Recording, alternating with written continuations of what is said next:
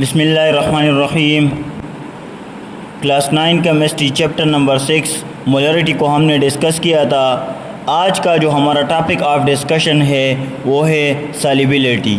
अब सॉल्युबिलिटी क्या चीज़ है, इसको हम डिफ़ाइन कैसे कर सकते हैं? तो इसको डिफ़ाइन करने का तरीका ये है कि the number of gram of solute dissolve in 100 gram of solvent to prepare a saturated solution at a given temperature is called solubility। अब इस डिफिनीशन का मतलब क्या है? तो सपोज हमारे पास 100 ग्राम ऑफ सॉल्वेंट है। 100 ग्राम ऑफ सॉल्वेंट में यहाँ पर हम एक बीकर लेते हैं और इसमें हमारे पास 100 ग्राम ऑफ सॉल्वेंट मौजूद है। अब इस 100 ग्राम ऑफ सॉल्वेंट में हमने सॉल्यूट को ऐड करते जाना है। सॉल्यूट हम कब तक ऐड करेंगे? जब तक हमारे पास सैचुरेटेड सॉल्यूशन प्रिपेयर नहीं हो जाता। जब हमारे पास सैचुरेटेड सॉल्यूशन बन जाता है तो इसका मतलब ये है कि हमारे पास सॉल्युबिलिटी है। लेकिन यहाँ पर एक पॉइंट है कि टेम्परेचर हमारे पास रूम टेम्परेचर होना चाहिए, एक ख़ास टेम्परेचर होना चाहिए, तो इसको हम सॉल्युबिलिटी कहते हैं। यानी 100 ग्राम ऑफ सॉल्वेंट में हमने सॉल्यूट को ऐड करते जाना है। कब तक ऐड करना है हमने सॉल्यूट को? जब तक हमारे पास सैचुरेटेड सॉल्यूशन नहीं बन जाता, तो इसको हम सॉल्युबिलिटी कहते हैं। फॉर एग्जांपल यहाँ पर हमने एग्जांपल के तौर पर डिस्कस कर लिया कि ये एक बीकर है और इसमें 100 ग्राम ऑफ सॉल्वेंट पड़ा हुआ है। सॉल्वेंट हमारे पास कुछ भी हो सकता है, वाटर भी हो सकता है, तो हमने सॉल्यूट को इसमें ऐड करते जाना है। अब सवाल यहाँ पर ये है कि सॉल्यूट हम कब तक ऐड करेंगे? तो सॉल्यूट हम तब तक ऐड करेंगे जब तक हमारे पास सैचुरेटेड सॉल्यूशन नहीं बन जाता।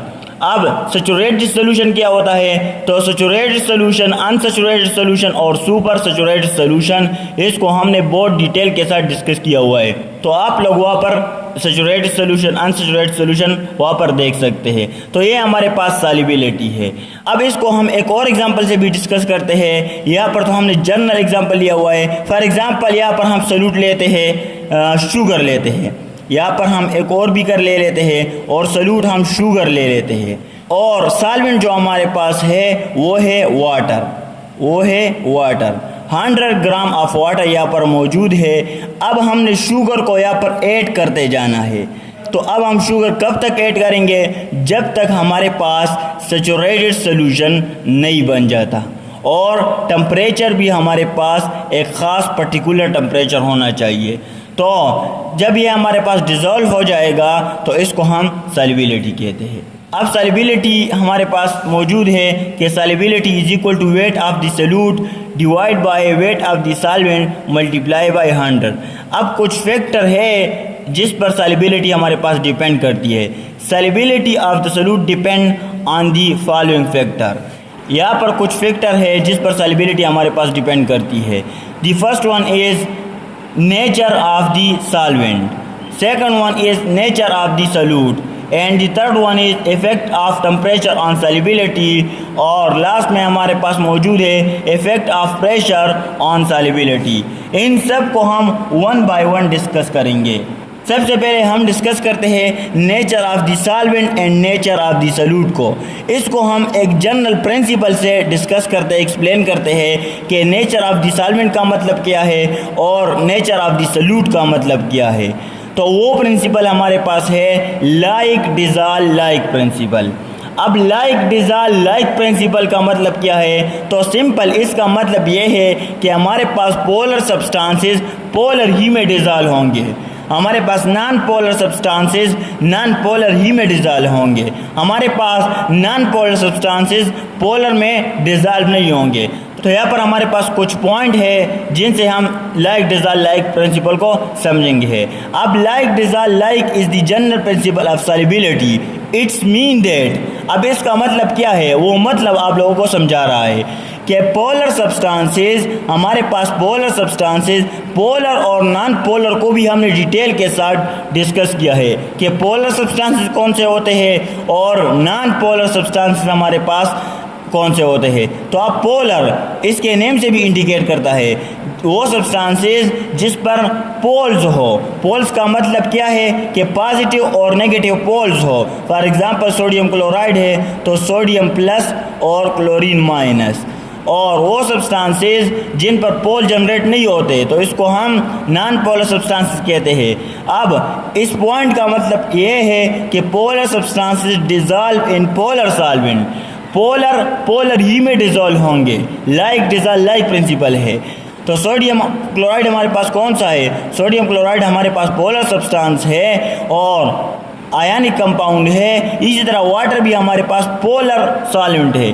अब सोडियम क्लोराइड वाटर में डिसॉल्व हो सकता है क्योंकि ये भी पोलर है और ये भी पोलर है। तो ये लाइक प्रिंसिपल का मतलब है।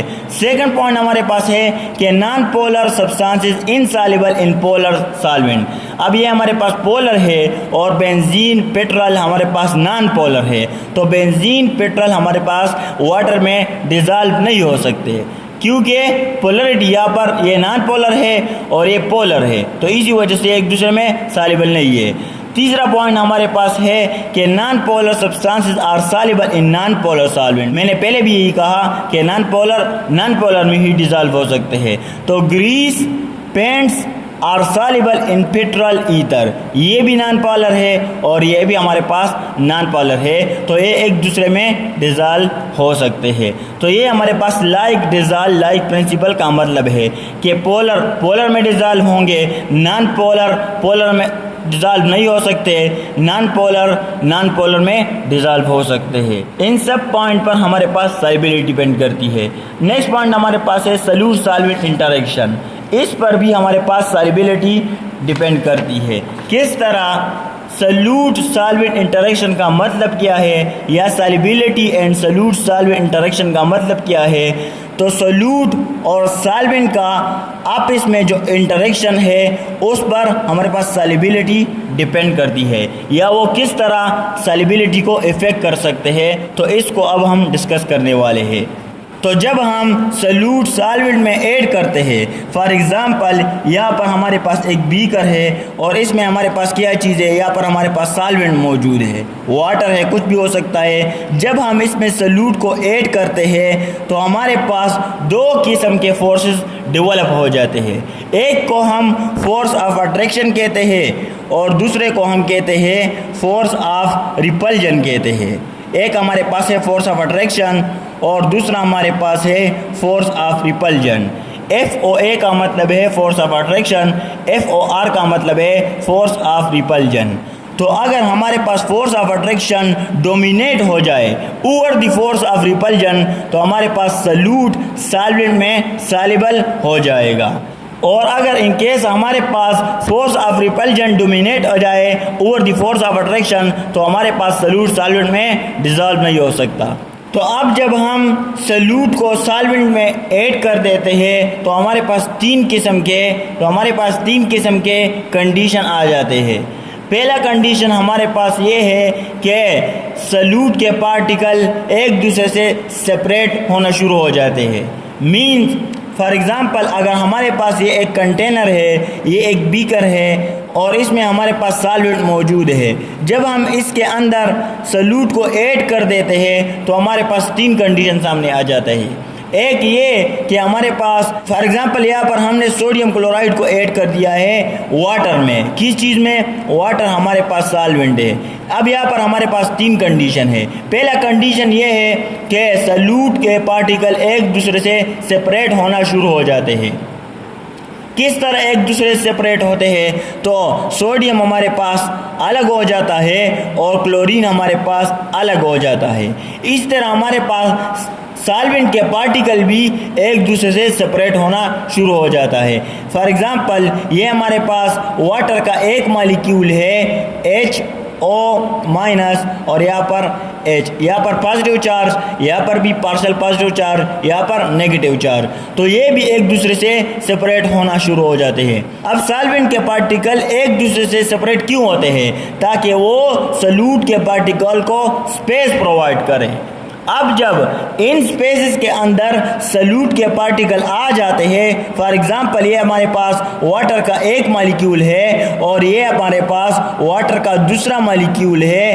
अब जब इन स्पेसेस के अंदर सॉल्यूट के पार्टिकल आ जाते हैं तो क्या होता है कि वो एक दूसरे को अट्रैक्ट होना शुरू कर देते हैं। जब ये एक दूसरे को अट्रैक्ट करना शुरू कर देते हैं तो हमारे पास सॉल्यूट सॉल्वेंट में डिज़ोल्व हो जाएगा और हमारे पास एक सॉल्यूशन बन जाएगा। अब ये सारा प्रोसेस होता किस तरह है तो इसको अभी हम डिटेल के साथ डिस्कस करते हैं। फॉर एग्ज़ाम्पल, यहाँ पर जब हम सॉल्यूट को ऐड कर देते हैं सॉल्वेंट में, यहाँ पर हम सॉल्यूट को सॉल्वेंट के अंदर ऐड कर देते हैं। यहाँ पर सॉल्वेंट H2O है और सॉल्यूट हमारे पास सोडियम क्लोराइड है। जब हम सोडियम क्लोराइड को वाटर के अंदर ऐड कर देते हैं तो क्या होता है कि सॉल्यूट के पार्टिकल अलग हो जाते हैं, सॉल्वेंट के पार्टिकल अलग हो जाते हैं ताकि वो एक दूसरे को स्पेस प्रोवाइड करे और एक दूसरे के अंदर सॉल्युबल हो जाए। अब यहाँ पर सोडियम पॉजिटिव बन जाता है और क्लोरीन नेगेटिव बन जाता है। यहाँ पर फॉर एग्ज़ाम्पल इस केस को हम यहाँ पर शो करते हैं कि sodium plus chlorine minus, chlorine minus sodium plus, sodium plus और क्लोरीन माइनस। अब जब हमने सॉल्यूट को सॉल्वेंट के अंदर ऐड कर दिया तो सॉल्वेंट के मॉलिक्यूल मींस के वाटर के मॉलिक्यूल अपने आप को इस तरह अरेंज कर लेते हैं कि वाटर मॉलिक्यूल का पॉजिटिव एंड और सॉल्यूट मॉलिक्यूल का नेगेटिव एंड एक दूसरे के सामने आ जाते हैं। फॉर एग्ज़ाम्पल, यहाँ पर हम एक वाटर मॉलिक्यूल को शो करते हैं कि ये ऑक्सीजन पार्शियल नेगेटिव चार्ज, यहाँ पर भी एक हाइड्रोजन, यहाँ पर भी एक हाइड्रोजन, यहाँ पर पार्शियल पॉजिटिव चार्ज, यहाँ पर भी पार्शियल पॉजिटिव चार्ज। अब यहाँ पर नेगेटिव है और यहाँ पर पॉजिटिव है तो यहाँ पर भी एक फोर्स ऑफ अट्रैक्शन डेवलप हो जाती है।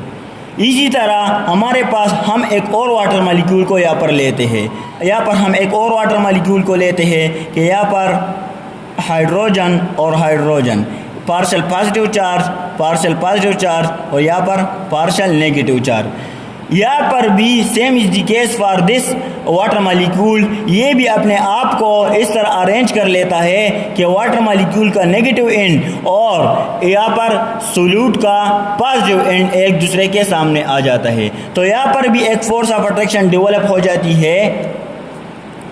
यहाँ पर हम इस एक दूसरे मार्कर से शो करते हैं, यहाँ पर भी फोर्स ऑफ अट्रैक्शन डेवलप हो जाती है और यहाँ पर भी हमारे पास एक फोर्स ऑफ अट्रैक्शन डेवलप हो जाती है। अब अगर ये फोर्स ऑफ अट्रैक्शन ये जो डेवलप हो रही है ये फोर्स ऑफ अट्रैक्शन डोमिनेट हो जाए over the force of attraction of solute particles, solute particle के बीच में जो फोर्स ऑफ अट्रैक्शन है, यहाँ पर भी फोर्स ऑफ अट्रैक्शन है, यहाँ पर भी फोर्स ऑफ अट्रैक्शन है, यहाँ पर भी फोर्स ऑफ अट्रैक्शन है, इसी तरह हमारे पास यहाँ पर भी फोर्स ऑफ अट्रैक्शन है। अगर हमारे पास ये फोर्स ऑफ अट्रैक्शन, ये वाला फोर्स ऑफ अट्रैक्शन डोमिनेट हो जाए over the force of attraction, this force of attraction जो सॉल्यूट पार्टिकल के दरमियान है, यहाँ पर सोडियम पॉजिटिव और क्लोरीन आयंस के दरमियान जो फोर्स ऑफ अट्रैक्शन है, अगर ये वाला फोर्स ऑफ अट्रैक्शन जो सॉल्यूट और सॉल्वेंट के दरमियान है ये डोमिनेट हो जाए over this force of attraction तो हमारे पास सॉल्यूट सॉल्वेंट के अंदर डिज़ोल्व हो जाएगा। इसी तरह अगर हमारे पास ये फोर्स ऑफ अट्रैक्शन ये वाला ये डोमिनेट हो जाए over the force of attraction, this force of attraction तो हमारे पास सॉल्यूट सॉल्वेंट के अंदर डिज़ोल्व हो जाएगा। अब ये होता किस तरह है, अगर ये वाला फोर्स ऑफ अट्रैक्शन ये डोमिनेट हो जाए तो ये क्या करेगा, ये क्लोरीन आयन को यहाँ से निकालेगा, अट्रैक्ट करके यहाँ से निकालेगा और वाटर के मॉलिक्यूल इसको सराउंड कर लेता है। इस तरह हमारे पास इस केस में भी जब ये फोर्स ऑफ अट्रैक्शन डोमिनेट हो जाए over the force of attraction, this force of attraction तो ये सोडियम आयन को यहाँ से निकालेगा और वाटर मॉलिक्यूल इसको सराउंड कर लेता है। तो इसी तरह हमारे पास सॉल्यूट सॉल्वेंट के अंदर डिज़ोल्व हो जाएगा और हमारे पास एक सॉल्यूशन बन जाएगा। तो ये हमारे पास है सॉल्यूट सॉल्वेंट इंटरेक्शन जिस पर हमारे पास सॉल्युबिलिटी डिपेंड करती है। इसी तरह हमारे पास सॉल्युबिलिटी डिपेंड करती है सॉल्यूट और सॉल्वेंट के इंटरेक्शन पर। एक फोर्स ऑफ अट्रैक्शन हमारे पास होता है सॉल्यूट के अपने पार्टिकल के दरमियान, एक फोर्स ऑफ अट्रैक्शन हमारे पास होता है सॉल्वेंट के अपने पार्टिकल के दरमियान, और एक फोर्स ऑफ अट्रैक्शन हमारे पास होता है सॉल्यूट और सॉल्वेंट के दरमियान। तो इन तीनों फोर्स ऑफ अट्रैक्शन को हमने डिस्कस किया और ये किस तरह डोमिनेट हो जाते हैं एक दूसरे पर। तो आज हमने ये डिस्कस किया। सिंपल हमने कहा कि अगर फोर्स ऑफ अट्रैक्शन डोमिनेट होता है फोर्स ऑफ रिपल्जन पर तो सॉल्यूट सॉल्वेंट के अंदर डिसॉल्व होगा। अगर फोर्स ऑफ रिपल्जन डोमिनेट होता है फोर्स ऑफ अट्रैक्शन पर तो सिंपल सी बात है कि हमारे पास सॉल्यूट सॉल्वेंट के अंदर डिसॉल्व नहीं होगा। Okay, thanks.